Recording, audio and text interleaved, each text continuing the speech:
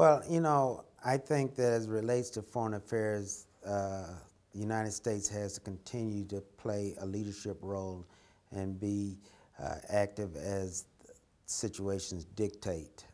I've had the opportunities to visit Europe and Finland and Brazil and Spain and England and France, and I know what type of expectations and respectability that we have around the world. I do think that we're going to have to address what role is going to be sustainable for the U.S. military and whether we can continue to police the world or do we need to redirect.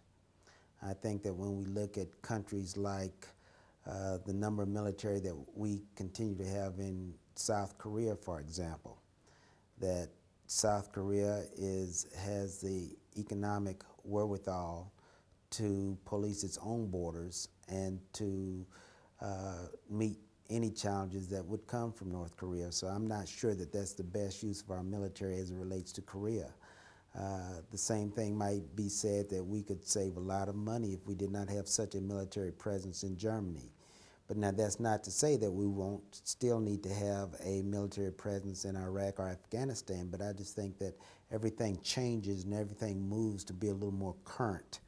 We still have an obligation to Israel. We still have an obligation to the Middle East and all those people in the Middle East that we ought to be able to help them to find common ground. And I think that's a continued important role for the U.S. and the U.S. military.